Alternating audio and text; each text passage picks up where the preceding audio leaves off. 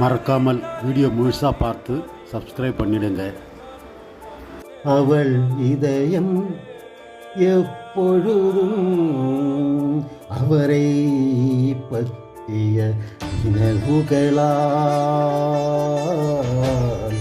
துடித்து கொண்டிருந்தது. ஏக்கத்தின் நெருப்பில் அவள் இதயம் உருகி உருகி உருகி குற்ற உணர்ச்சியால் ஆத்மாவை இழந்து